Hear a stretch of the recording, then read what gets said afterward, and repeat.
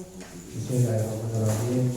Assalamualaikum warahmatullahi wabarakatuh. Alhamdulillahirabbil alamin. Puji syukur kehadirat Allah Subhanahu wa taala, Tuhan yang Maha Esa, yang telah memberikan kita kesempatan untuk kita sama-sama istilahnya hadir.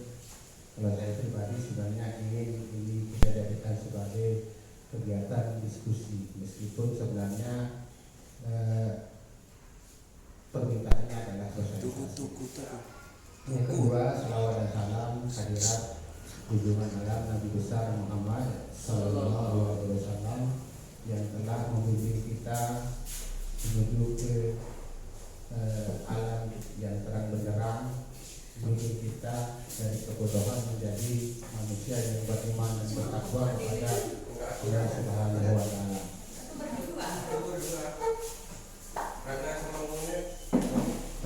Jadi sebelum saya lanjutkan, yang pertama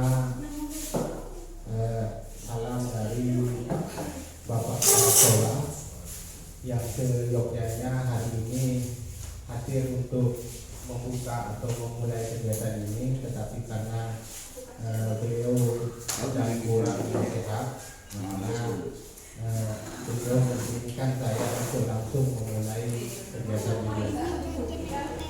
Kemudian terima kasih saya ucapkan kepada rekan-rekan yang sudah berkenan hadir meluangkan waktunya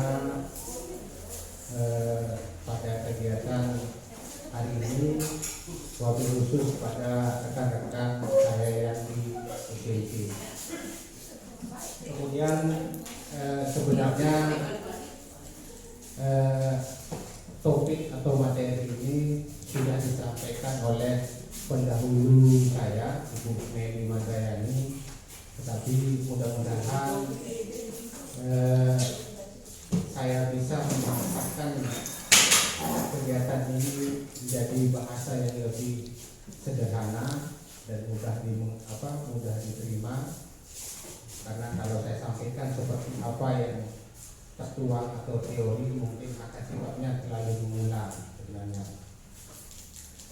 Jadi tujuan kegiatan sosialisasi sebenarnya adalah untuk sekedar memberitahukan atau menginformasikan sebenarnya. Tapi besar harapan saya bahwa kegiatan ini tidak hanya sifatnya menginformasikan saja, tetapi mudah-mudahan nanti ini bisa menjadi kegiatan diskusi. Kemudian bahwa sesuai dengan topiknya ini tentang budaya positif. Kalau kita lihat kepada kata, ada kata budaya dan ada kata positif, maka sebenarnya saya yakin kita semua sudah tahu, sudah paham apa itu kata budaya dan kata positif. Yang dalam bahasa sederhananya, budaya itu adalah kebiasaan atau pengulangan-ulangan atau karakter. Kemudian positif juga bisa diartikan sebagai hal-hal yang baik. Jadi sehingga kita dapat mengartikan sebenarnya kebiasaan-kebiasaan baik, khususnya yang ada di sekolah kita. Nah, kemudian sebenarnya bagaimana kita mau memulai kebiasaan baik atau budaya positif di sekolah kita. Dalam pandangan saya pribadi, sebenarnya budaya positif itu akan bisa kita laksanakan, akan bisa terwujud kalau kita mulai dari niat, kemudian berusaha menjaga tutur kata, dan kita laksanakan melalui perbuatan atau kegiatan kita di sekolah. Yang saya maksud dengan niat adalah bahwa semenjak atau sebelum kita berangkat ke sekolah, kita sudah membulatkan tekad atau niat kita mau ke sekolah itu untuk apa. Jadi dari situlah kita akan bermula untuk dapat mewujudkan budaya positif. Niat kita sudah bulat, kemudian sampai di sekolah kita berusaha menjaga tutur kata, kemudian kita wujudkan dengan perbuatan. Misalnya yang sederhana saja, perbuatan yang sederhana, misalnya yang sudah berjalan dan mulai terus kita jaga adalah misalnya dengan menggunakan budaya salam. Itu sebenarnya merupakan salah satu dari upaya kita untuk memulihkan budaya positif dalam konteks yang sederhana. Nah, kemudian dalam budaya positif ini tidak terlepas dari namanya posisi kontrol, hukuman, motivasi, kebutuhan dasar, restitusi, keyakinan kelas, dan nilai kebajikan yang universal. Nah, terkait dengan posisi kontrol, selalu saya pribadi juga sebenarnya bisa dikatakan selalu menganggap bahwa kita sebagai guru selalu menganggap bahwa kita bisa mengatur anak-anak dalam bayangan saya. Tetapi ternyata setelah saya mencermati isi modul ini, ternyata saya meyakini bahwa sebenarnya kita tidak bisa mengontrol orang lain. Bahkan diri sendiri kita aja sangat sulit untuk kita kontrol, apalagi orang lain. Karena dalam teorinya bahwa kita memiliki kebutuhan yang berbeda, kita memiliki pandangan yang berbeda, kita memiliki motivasi yang berbeda. Biarpun kita diatur dengan peraturan untuk mengontrol tindakan kita, sebenarnya itu akan sangat sulit. Karena hanya diri kita yang bisa mengontrol atau mengatur diri kita sendiri. Contoh sederhana misalnya, ada peraturan yang kita sepakati. Misalnya kita datang paling telat jam 7.15. Kita sepakati misalnya seperti itu. Meskipun itu peraturan itu sudah kita sepakati, mau kita diatur seperti apa saja, kalau belum dari dalam diri kita yang mulai dari kesanggupan atau niat atau tekad kita untuk patuh terhadap kesepakatan itu, maka sebenarnya kontrol itu tidak ada gunanya atau peraturan itu tidak ada gunanya. Maka kembali lagi bahwa untuk memulai budaya positif itu sebenarnya ada pada diri kita sendiri. Mulai dari hati dulu, mulai dari semangat, mulai dari niat kita dulu. Nah, terkait dengan bagaimana mewujudkan budaya positif, katanya karena ini adalah bapak pendidikan kita, bahwa beliau memandang bahwa kalau dalam teori kita di kampus itu kita mengenal namanya tabula rasa.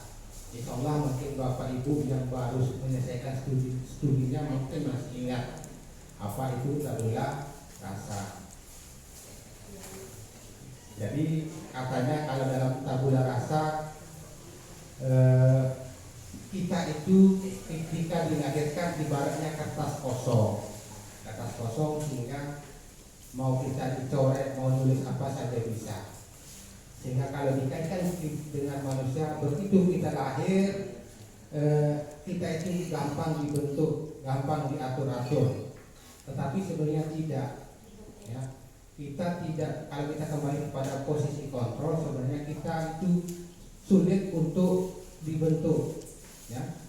Tetapi kalau mengacu pada teorinya Hajar Dewantara, begitu kita lahir ada yang kita bawa, sehingga beliau mengibaratkan sebagai sebuah kertas yang bertuliskan sama, sebenarnya bukan kertas kosong, tetapi kertas yang bertuliskan sama. Sudah ada coretan-coretannya. Nah, tugas kita sebenarnya adalah untuk menebalkan tulisan itu. Nah, jadi anak itu sudah memiliki bakat, sudah memiliki minat. Tugas kita adalah untuk memfasilitasi bagaimana supaya bakat itu bisa terasah. Jika dikatakan di sini adalah tugas guru adalah menuntun bakat.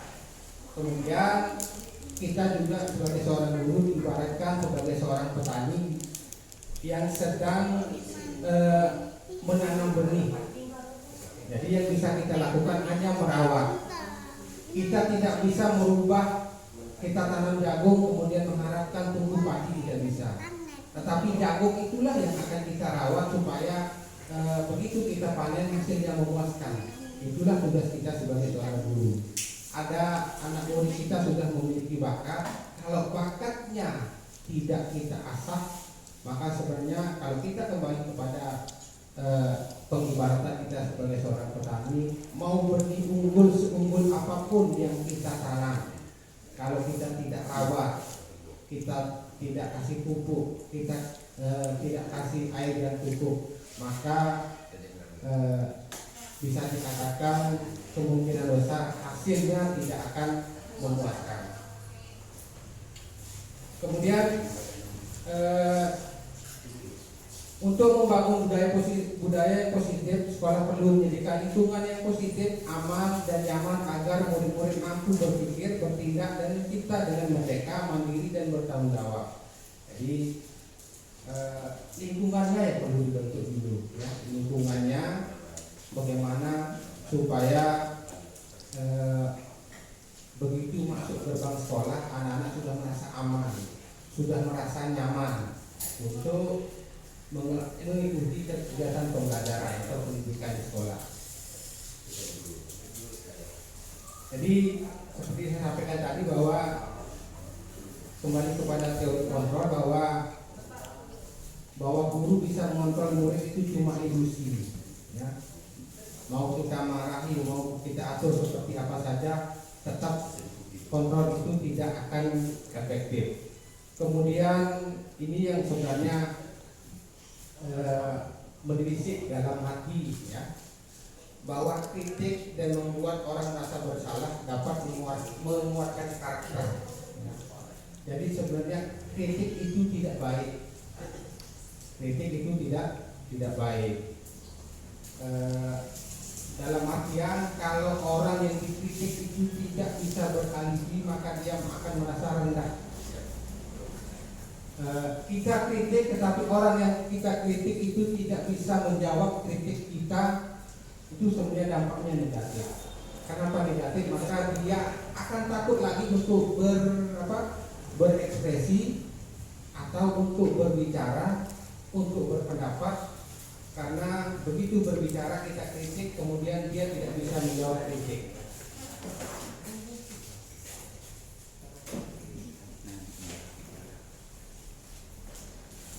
Nah, ini juga yang sebenarnya menurut saya baru mungkin sejak saya mengenal yang namanya kata disiplin. Kalau dihitung usia saya 38 tahun, mungkin mengenal kata disiplin, ya anggap saja pada usia, kalau misalnya usia 10 atau 12 tahun, maka 28 tahun saya salah mengartikan arti disiplin, ya. Berarti saya 28 tahun tidak tahu arti kata disiplin, ya. Karena yang saya tahu, yang saya paham ini, ya, pemahaman saya selama ini, yang namanya disiplin itu adalah patuh pada peraturan. Nah, itu pemahaman saya selama ini sampai usia 30 tahun. Pengertian disiplin adalah patuh terhadap peraturan. Tetapi mungkin Bapak Ibu memiliki persepsi yang berbeda atau pandangan yang berbeda. Tetapi katanya disiplin itu adalah bahwa kita memiliki kesadaran, memiliki niat untuk mengikuti, untuk mematuhi, untuk mengembangkan apa yang kita miliki. Itulah yang namanya disiplin.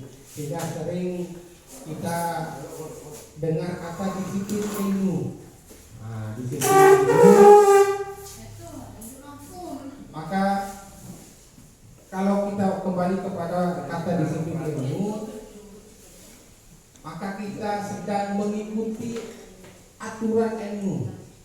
Istilahnya kalau dalam bahasa agama kita, disiplin itu bermazhab sebenarnya. Aliran kita itulah disiplin. Itu arti disiplin yang sebenarnya. Tetapi alhamdulillah pada usia yang ke-38 saya baru tahu arti kata disiplin yang sebenarnya. Kan disiplin pemahaman saya sampai usia 38 tahun adalah kepatuhan terhadap peraturan, taat. Tapi ternyata pengertian disiplin itu adalah kepatuhan kita terhadap sebuah aliran atau kemampuan kita untuk mengembangkan diri. Misalnya secara sederhana, saya punya bakat misalnya di bidang IT. Nah, kemudian saya kembangkan bakat saya di bidang IT, itulah disiplin yang sebenarnya.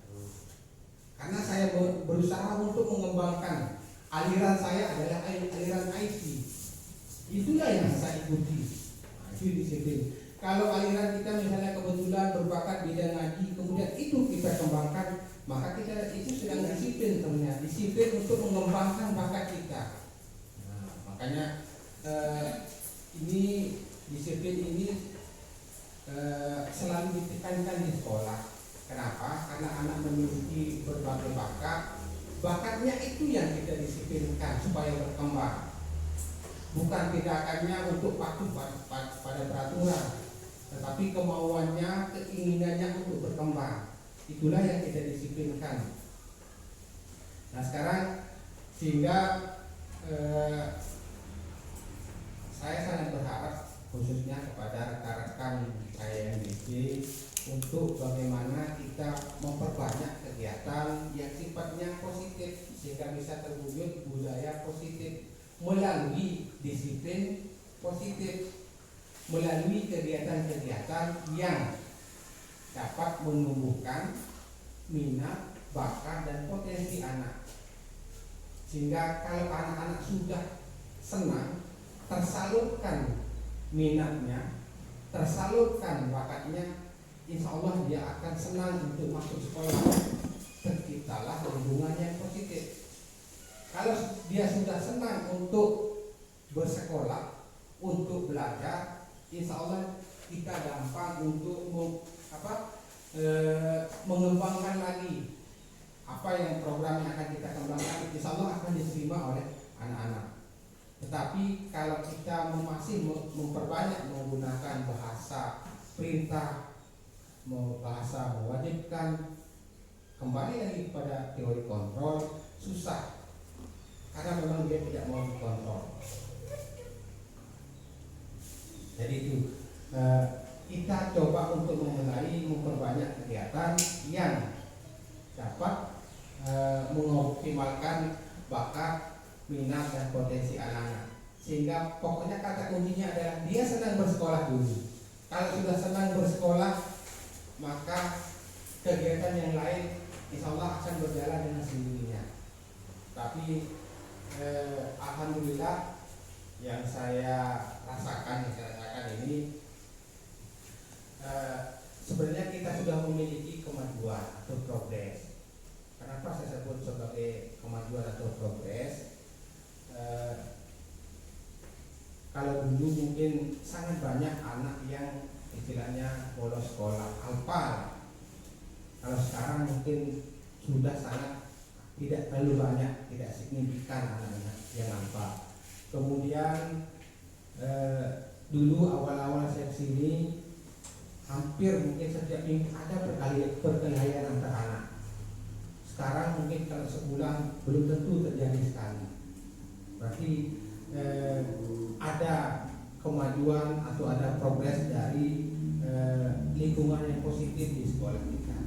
Apalagi kalau kita sudah betul-betul mendesain atau menyediakan kegiatan yang lebih positif, insya Allah mungkin tindakan-tindakan atau kegiatan-kegiatan yang sifatnya negatif antara anak akan bisa kita kurangi, bahkan akan mengarah kepada nihil kegiatan negatif di sekolah.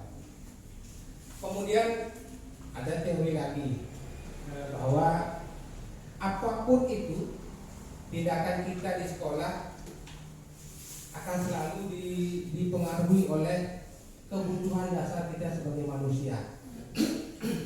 Akan selalu dipengaruhi oleh kebutuhan dasar kita sebagai manusia. Dalam teorinya ada 5 kebutuhan dasar manusia. Mungkin sama ibunya ini sudah disampaikan. Kebutuhan yang paling mendasar dan yang paling utama adalah kebutuhan untuk bertahan hidup. Pokoknya itu yang kita butuhkan pertama. Bagaimana supaya caranya agar kita bisa bertahan hidup. Tidak mungkin ada orang yang hidup tujuannya untuk mati, tetapi tujuan kita hidup adalah untuk mempertahankan hidup. Itu adalah kebutuhan yang pertama. Kemudian kebutuhan yang kedua, kalau kita sudah memenuhi kebutuhan kita untuk bertahan hidup, pasti kita akan membutuhkan yang namanya, hampir semua manusia butuh yang namanya senang. Tidak ada di antara kita yang tidak menginginkan senang. Tidak ada di antara kita yang tidak menginginkan kebahagiaan. Kemudian kebutuhan yang ketiga adalah kita ingin diterima, disayangi dan dicintai oleh orang lain. Makanya kita berkeluarga untuk memenuhi kebutuhan kita akan rasa sayang dan rasa cinta. Kemudian kita membutuhkan kebebasan. Kita butuh untuk merdeka. Makanya kita itu bisa dikatakan paling benci yang namanya peraturan sebenarnya. Karena sebenarnya jiwa kita itu adalah jiwa merdeka. Kita membutuhkan banyak pilihan-pilihan. Sama seperti anak-anak kita juga membutuhkan banyak pilihan-pilihan. Kemudian kebutuhan yang terakhir adalah kita membutuhkan kekuasaan sebenarnya. Tidak ada di antara kita yang tidak membutuhkan kekuasaan. Contoh sederhana di rumah, kita sebagai seorang suami tidak mungkin mau diatur oleh istri, karena suami mau berkuasa. Bahkan ada yang sebaliknya, ibu-ibu juga mau mengatur suami, karena memang kita memiliki kebutuhan untuk berkuasa atau penguasaan. Karena ini adalah kebutuhan dasar. Nah, sekarang yang menjadi pertanyaan kita adalah bagaimana kebutuhan ini atau wujud dari kebutuhan ini terbentuk atau tercermin dari kegiatan anak-anak sebenarnya. Kadang-kadang kalau kita temui anak yang bisa kita misalnya tanda kutip lah, anak nakal atau yang suka mengganggu orang lain. Alasannya mengganggu itu tidak akan jauh dari 5 kebutuhan yang tadi. Alasannya mengganggu mungkin karena iseng-iseng. Dia senang saja ganggu temannya, maka dia sedang berusaha untuk memenuhi kebutuhannya akan rasa senang. Atau dia ganggu anak kelas 3 ganggu kelas 1. Mungkin saja alasannya biar dia dikatakan sebagai orang yang hebat, yang berkuasa, yang mampu mengatur orang lain. Atau ada juga seperti disampaikan sama Pak Munir tadi di awal, pernah kejadian ini mungkin tidak sering, ada anak yang kehilangan uangnya. Kehilangan uangnya bisa jadi karena dia tidak memiliki bekal di rumah, sehingga mungkin dia tidak punya uang untuk beli es, beli gorengan, maka sebenarnya dia sedang berusaha untuk bertahan hidup. Daripada dia lapar, ya itu solusinya. Makanya tindakan kita itu tidak akan terlepas dari 5 kebutuhan dasar kita sebagai manusia. Nah, sekarang yang berat adalah bagaimana kita memahami sebenarnya kebutuhan dasar anak-anak kita. Karena kita tidak akan tahu kebutuhan dasar yang akan dipenuhi kalau kita tidak berdialog. Misalnya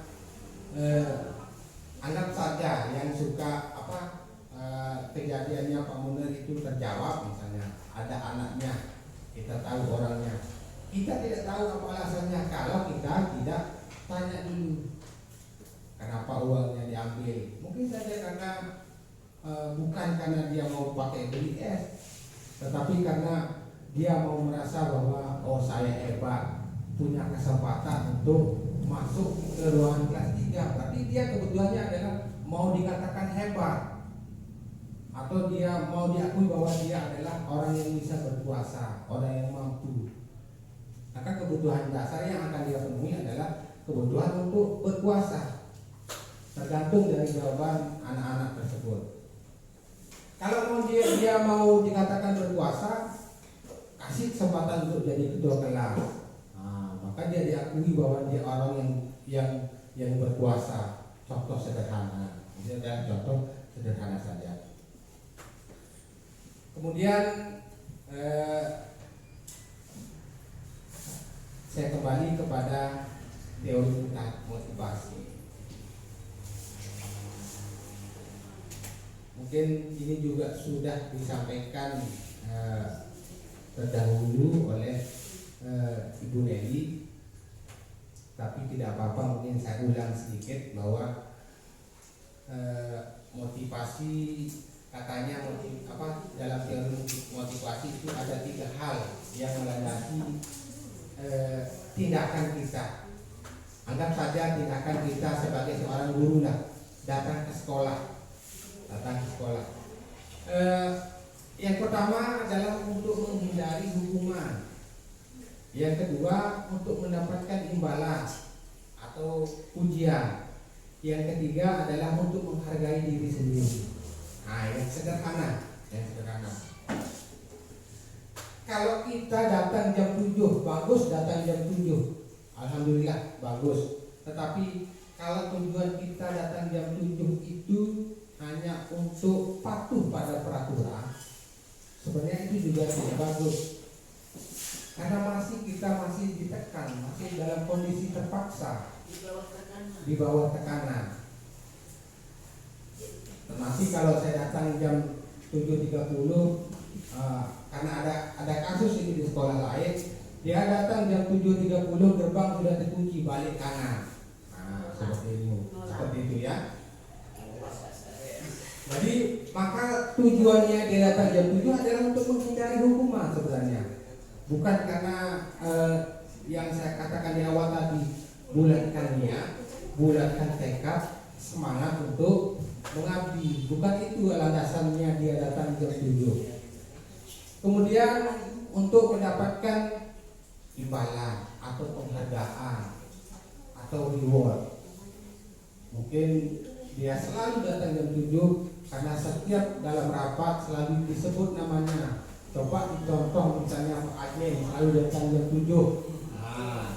Selalu itu tujuannya untuk mendapatkan sanjungan dari kepala sekolah misalnya. Atau karena ada kegiatan di akhir semester yang selalu datang jam 7 dikasih bonus misalnya untuk dikasih kuota 200.000. Maka itu yang kita kejar. Itu juga sebenarnya dalam masalahnya bagus karena kita sudah datang jam 7, tetapi motivasinya yang kurang baik. Nah, kalau tidak ada voucher, apakah dia akan masih datang jam 7? Itu yang menjadi pertanyaan. Sehingga motivasi terbaik adalah karena memang kesadaran, karena memang niat, karena memang tekad kita. Tidak apa misalnya kita datang jam 7.15, tetapi karena niat yang tulus, semangat yang baik, maka itu yang lebih baik sebenarnya. Kalau kita kembali kepada teori motivasi, khusus hal ini sebenarnya saya mau mengucapkan apresiasi sebenarnya kepada rekan-rekan saya khususnya di SD, di SMP. Mungkin saya tidak akan terlalu mengekspos karena misalnya Pak Heri kan baru 2 tahun di sini. Kemudian Ibu Latifah juga baru 2 tahun. Karena saya cerita sedikit Ibu Latifah saya ini. Bisa dikatakan saya pribadi, tahun 2016 sampai dengan tahun 2019 adalah masa kehancuran. Saya katakan masa kehancuran bagi saya pribadi, termasuk rekan-rekan yang lain. Kami itu dulu datang itu kalau jam 8 masih pagi. Ya, kalau jam 8 masih pagi. Pada tahun itu 2016 sampai 2019. Pak Tony jam 9 baru datang. Belajar kita itu cuma sampai jam 11. Masih baru.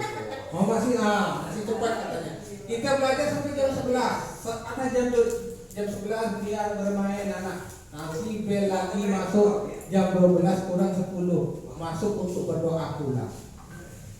Itu dulu, makanya saya katakan masa kehancuran pribadi saya. Tapi alhamdulillah sekarang mungkin Ibu bisa lihat, ya, jarang yang datang lewat dari jam 7.30, ya, jarang yang datang. Entah motivasinya karena kalau misalnya takut peraturan, kan tidak ada peraturan kita untuk datang jam sekian. Kemudian kalau kita kembali kepada pimpinan misalnya, dia tidak akan tahu kita datang jam berapa, karena dia datang lebih lambat dari kita. Tapi mudah-mudahan ini adalah karena memang motivasinya adalah motivasi dari dalam, ya. Dan harapan saya sebenarnya bersama Bapak Ibu guru baru, saya itu selalu berpesan, jangan memulai dari hal yang kurang baik, karena itu akan menjadi kebiasaan. Misalnya kita terbiasa datang jam 9, maka itu akan menjadi kebiasaan terus akan berlanjut. Nah, itu sedikit ya terkait dengan contoh motivasi. Dan mudah-mudahan kebiasaan baik kita yang sudah mulai untuk tertib untuk datang, tertib untuk masuk, bisa kita pertahankan untuk selanjutnya dan bisa menjadi awal untuk memulai budaya positif, ya. Kemudian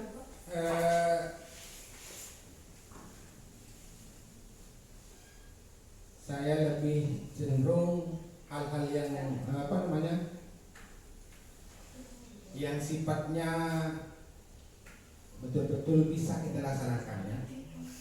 Ini yang paling terkait dengan penghargaan,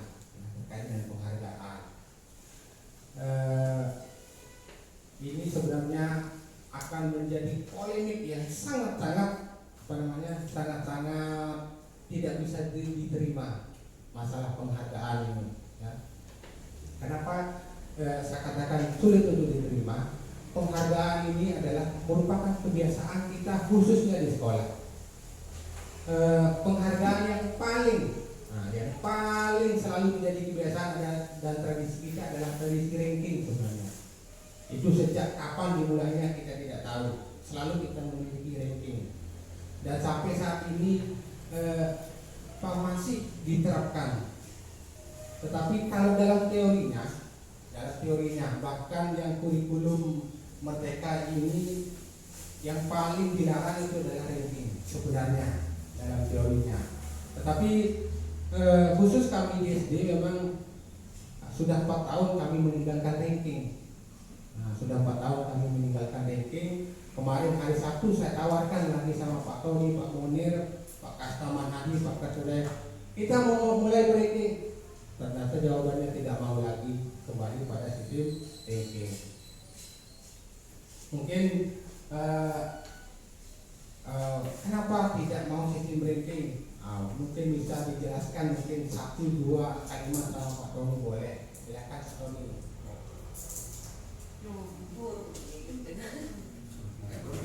Oke. Karena ini kan semuanya kita ada sharing atau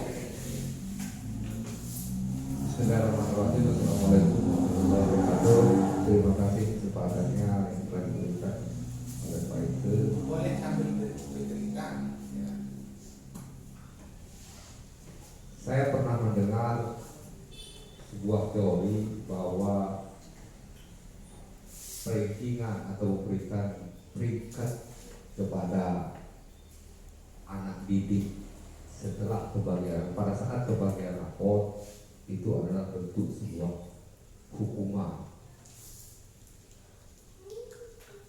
Kemudian cerita itu teori itu saya betulkan dengan pengalaman pribadi saya.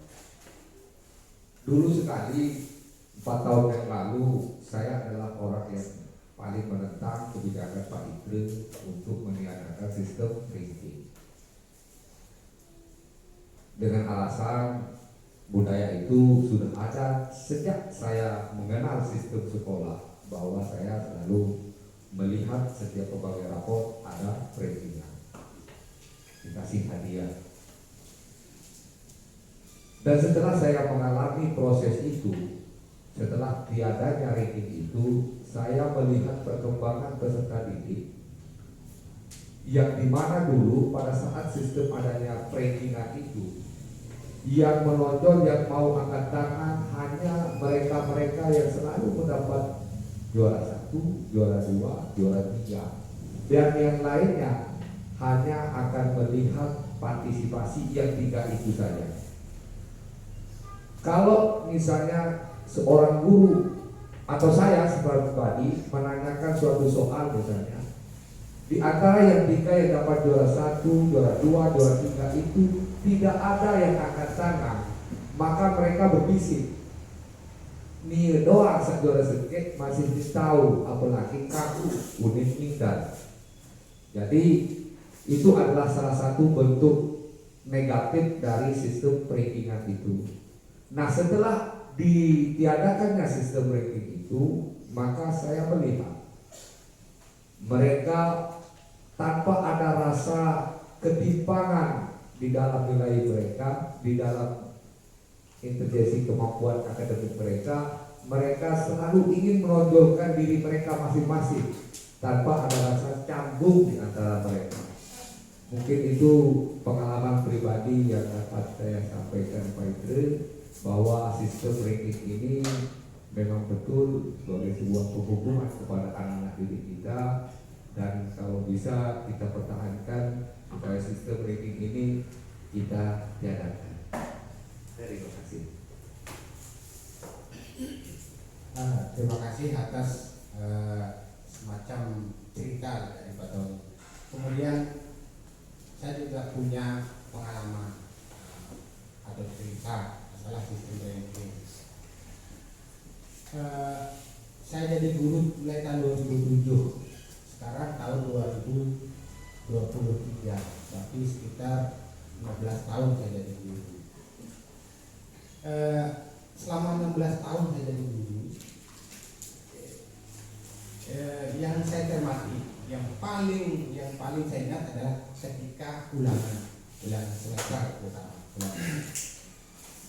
Baru pada tahun ini, tahun semester yang kemarin, karena mungkin 2 tahun kita COVID, belajarnya tidak efektif.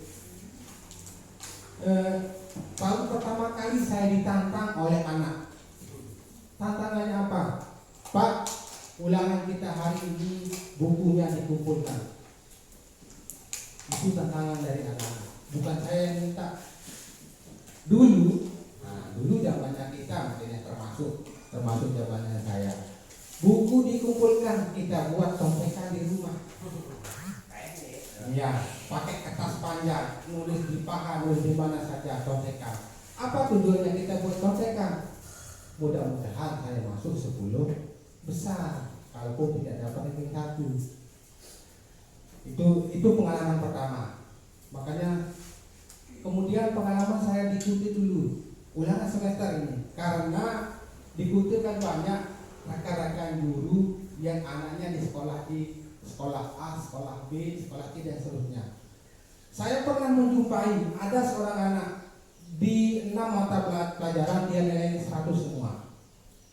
Mau tidak mau dia harus dapat ranking 1. Dari midnya 100 semua, semesternya 100 semua.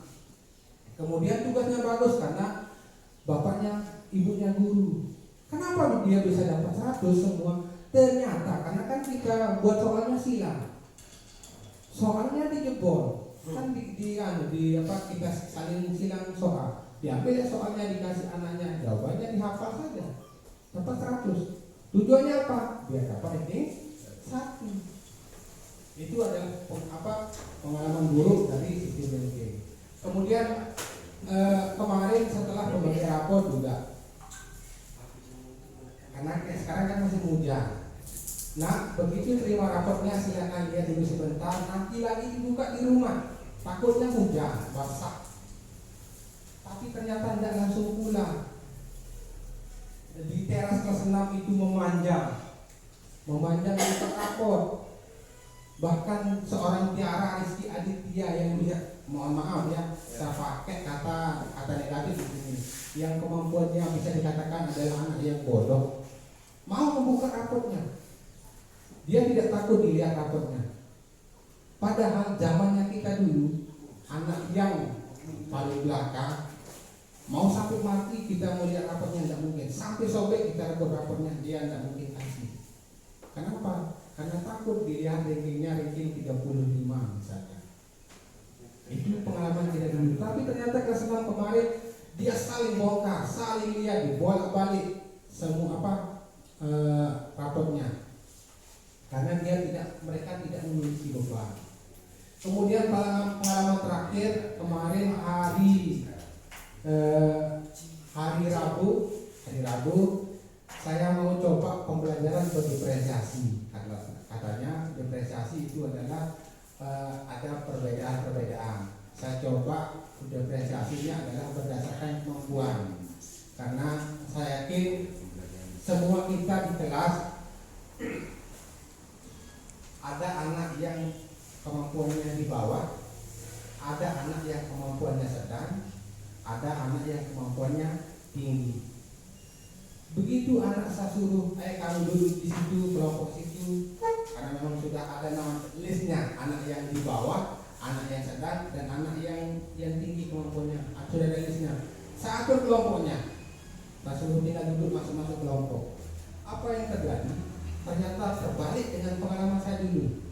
Kalau dulu saya buat kelompok, anak-anak saya akan mengeluh, kok dia sama-sama pintarnya, saya sama-sama bodohnya. Saya tidak mau sama dia kan bodoh. Saya maunya sama dia karena dia pintar. Nah kemarin itu saya heran, tidak ada satupun anak yang berkomentar. Itu saya buat kelompoknya. Tidak ada yang komentar, kamu sama bodoh semua, tidak ada. Itu saya heran sekali, kok bisa berjalan seperti biasa. Saya suruh duduk di situ, langsung duduk, tidak ada yang menolak. Mungkin sampai saat ini mereka tidak sadar bahwa tujuan saya kelompokkan adalah karena kemampuannya. Tapi apa yang saya sampaikan kemarin setelah ditutup kelompoknya, nah karena kemarin si A si B ini kalau ada tugas dia agak lambat untuk menyelesaikan tugas, makanya sekarang duduknya di dekat meja saya biar nanti gampang saya bantu. Itu saja saya sampaikan, tidak ada yang komentar. Jadi saya sebenarnya agak heran juga, apakah ini dampak dari memang mereka tidak saling kenal lah posisi saya di mana. Kalau mungkin dia sudah mengenal, ternyata saya ranking 20 atau ranking terakhir, mana ada di antara kita mau berkelompok dengan anak yang ranking terakhir. Karena tidak mungkin kita bisa berkembang, tidak bisa nyontek lah katanya. Kemudian pengalaman lagi mungkin bapak ibu guru yang kelas atas tidak sempat untuk meneliti atau mencermati lembar jawaban siswa kemarin di semester. Ya.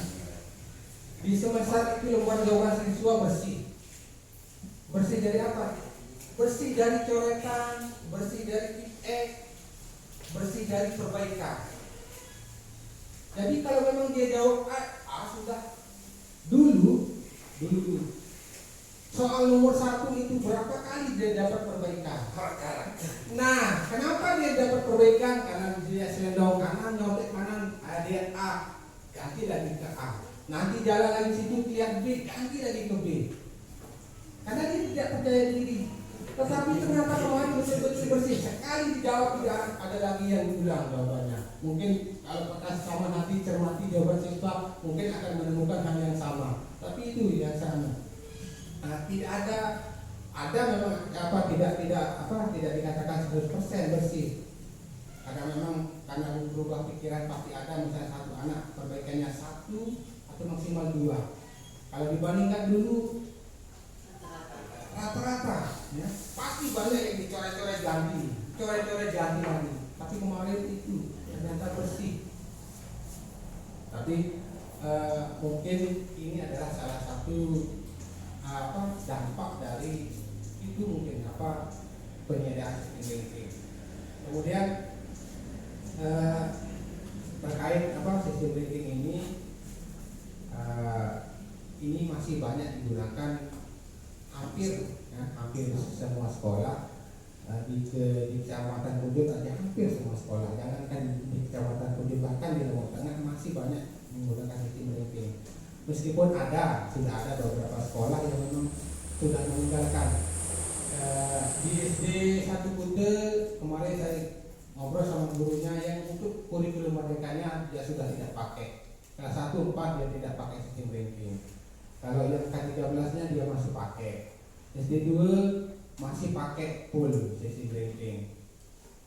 Dan memang hampir semua masih menggunakan sistem ranking.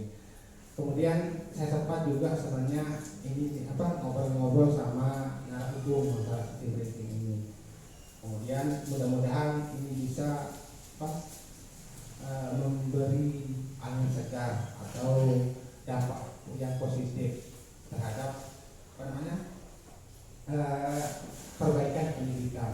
Bahkan kalau saya mohon maaf saya cerita sedikit ya. Di pertemuan terakhir saya dengan instruktur yang membahas tentang budaya positif, full dari awal sampai akhir itu pembahasannya adalah sistem ranking. Apa yang dibahas? Bagaimana bahwa semua sekolah ternyata itu masih menggunakan sistem ranking. Tetapi karena memang pada saat itu saya sudah di SD Bangka yang memang sudah tidak ada, makanya saya posisi nyaman-nyaman saja.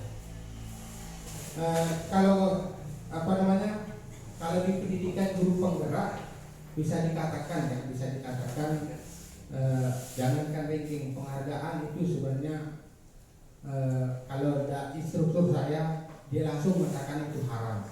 Instruktur saya ranking penghargaan itu bisa diharamkan karena memang itu adalah pantangan bagi seorang guru penggerak sebenarnya. Tetapi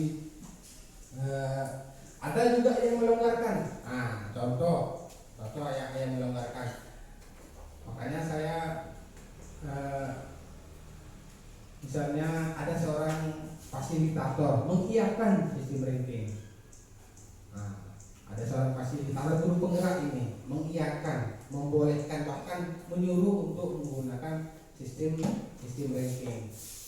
Makanya ini sebenarnya masih ada perbedaan persepsi dari pengambil kebijakan. Ada yang lanjut, ada yang stop. Yang jadi korban itu sebenarnya kita yang di bawah. Kenapa katakan jadi korban? Misalnya di SD 1 Kute tidak ada, SD 2 Kute masih ada, tetangga ini. Jadi otomatis katanya Pak Herul Anak, saya banyak dapat SMS, dapat WA dari wali murid, kenapa tidak ada? Itu kan menjadi polemik kita yang di bawah sebenarnya. Kita yang dibuatkan masalah. Tetapi yang penting saya kembali lagi kepada semangat kita, niat kita, bagaimana kita mau mewujudkan budaya positif di sekolah kita.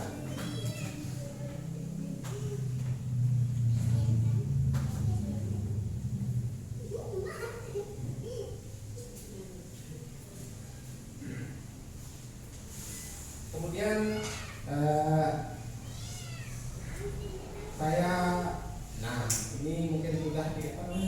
ini sudah disampaikan sama Ibu Nelly tentang antara hukuman sama konsekuensi.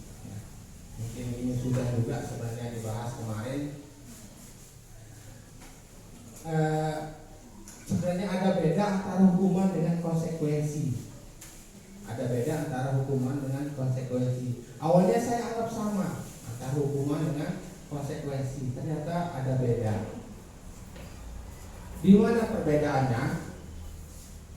Misalnya, saya sebelum mengenal tentang ini, saya itu suka menghukum. Saya suka menghukum anak.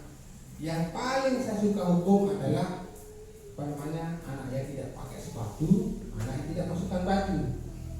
Kalau ketemu anak murid saya di kelas 6 tidak pakai sepatu, insya Allah kakinya saya injak. Kemudian ketemu anak yang tidak pakai baju, insya Allah pinggangnya saya cubit. Langsung di tempat, tidak ada pertanyaan, langsung sudah eksekusi lah istilahnya. Nah, tindakan saya itu ada hukuman, langsung saya hukum. Tetapi ada bedanya dengan konsekuensi.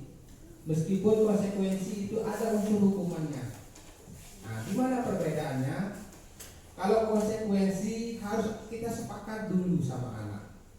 Nah, misalnya saya sepakat, misalnya besok hari ini dia tidak pakai sepatu. Oke, saya maafkan. Kalau besok tidak pakai sepatu, konsekuensinya apa? Nah, misalnya, oh Pak, kalau besok saya tidak pakai sepatu, silahkan injak kaki saya keduanya, kiri dan kanan. Nah, kalau besok ketemu dia tidak pakai sepatu, maka kita akan memberikan konsekuensi, bukan memberikan hukuman, karena kita sudah sepakat dari awal. Nah, tetapi kalau begitu langsung ketemu di jalan, misalnya karena kebetulan Pak Ajay kan tidak memiliki kelas, belum tentu dia sudah membuat kesepakatan dulu misalnya sama anak. Ketemu sama anak kesempat tidak masukkan baju, langsung cubit. Nanti ketemu sama anak kelas 6, langsung cubit.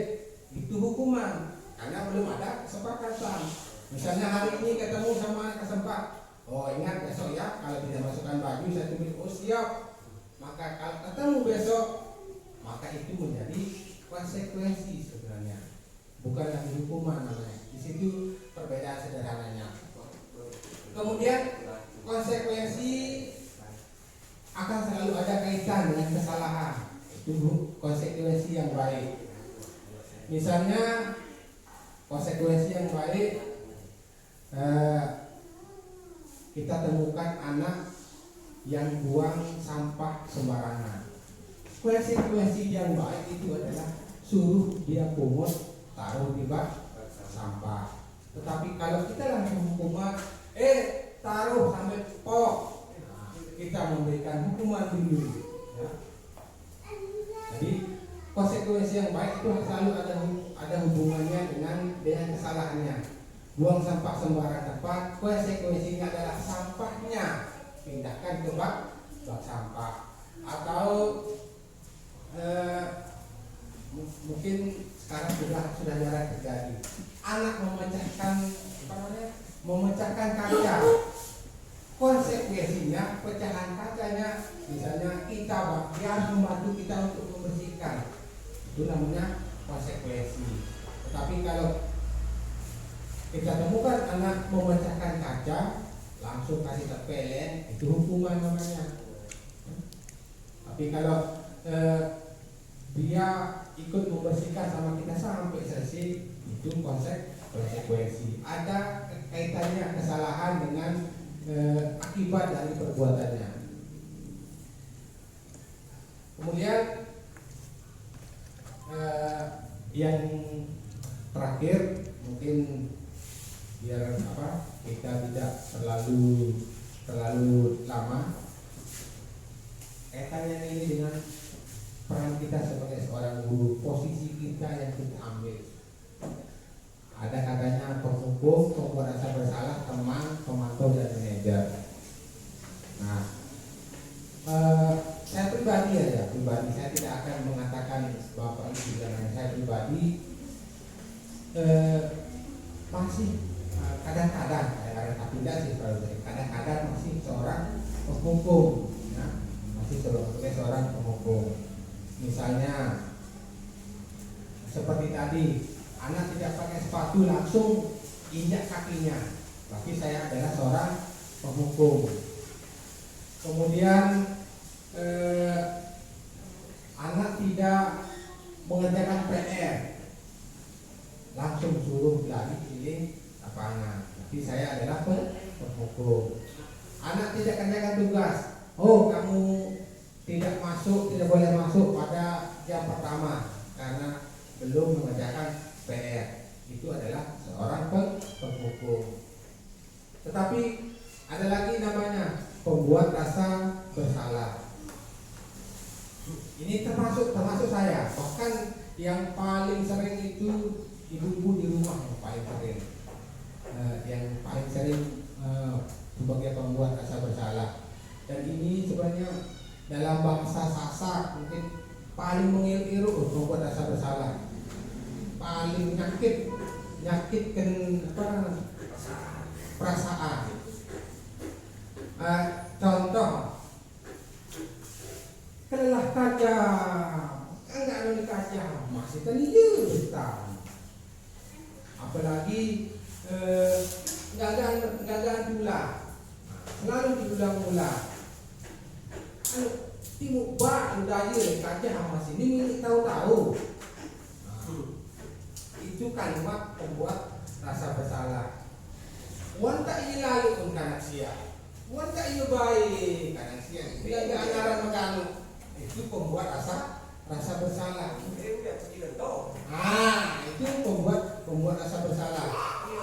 Sebenarnya ini lebih bahaya sebenarnya, lebih bahaya dari penghukum. Kenapa lebih bahaya? Pertama,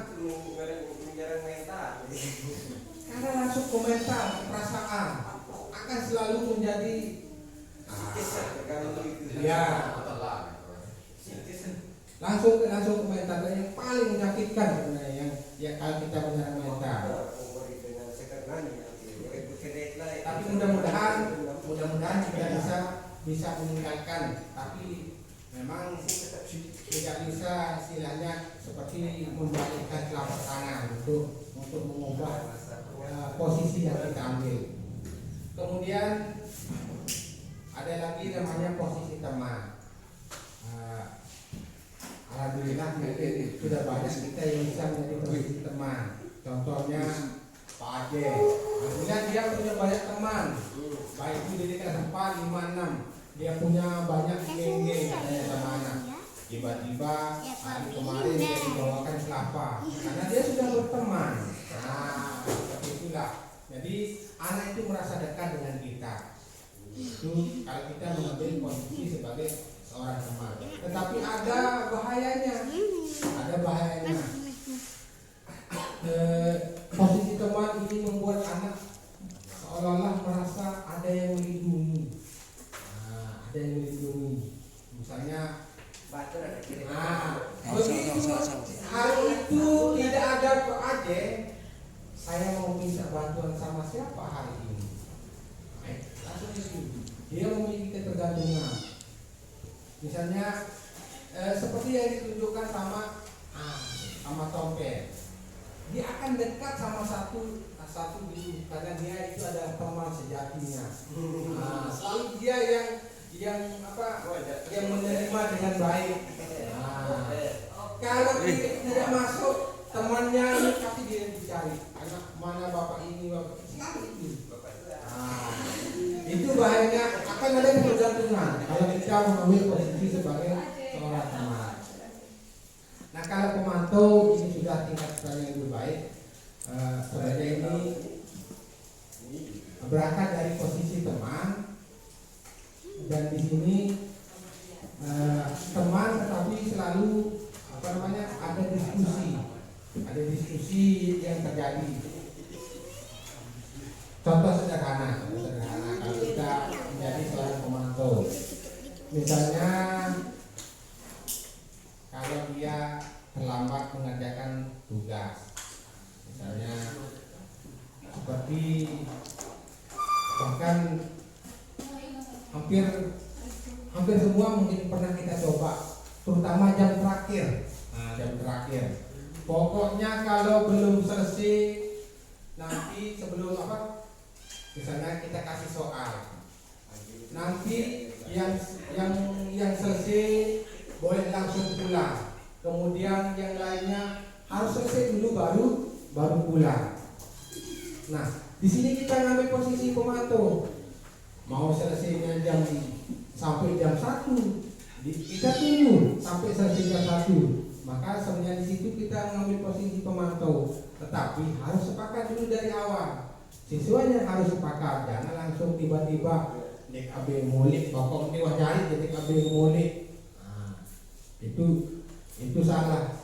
Lalu harus dari awal dulu kita sampaikan bahwa nanti harus selesai dulu tugasnya baru boleh pulang, baru kita bisa mengambil posisi pemantau. Tetapi kalau misalnya setelah jam 12 baru kita pokoknya kalau tidak selesai tidak boleh pulang, nah, itu penghukum, kembali kepada posisi penghukum sebenarnya. Tapi kalau sudah dari awal ada komitmen, kita sudah sepakat, maka kita naik kepada posisi pemantau. Saya rasa mungkin hanya ini yang bisa saya paparkan, karena seperti yang saya sampaikan tadi bahwa ini sifatnya sosialisasi, dan kalau sifatnya terlalu teoritis sebenarnya kurang bagus. Tetapi saya tidak berani berbicara terlalu jauh sebenarnya, terlalu banyak, karena takutnya ini nanti menjadi bahasa kuliah. Takutnya ini menjadi bahasa kuliah. Jadi saya mencoba untuk membahasakan secara sederhana dengan contoh yang sederhana saja. Mungkin sebelum saya akhiri atau saya tutup, mungkin ada unek-unek dari Bapak Ibu guru atau rekan-rekan yang bisa kita jadikan sebagai bahan diskusi. Saya persilakan yang memiliki unek-unek sebagai bahan diskusi, ya. Saya belum tentu bisa jawab, tetapi bahan diskusi lah istilahnya. Silakan.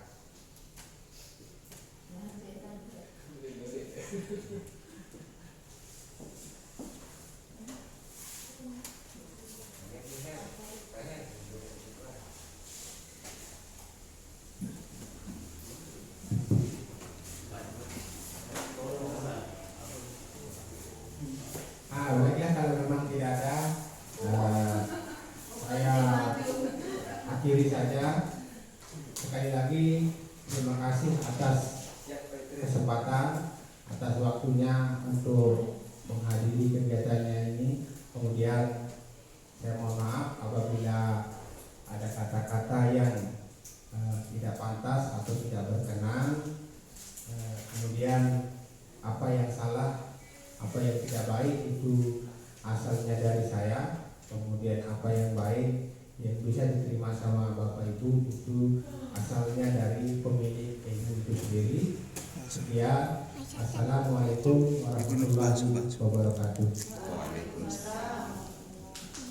Mengikuti kamu.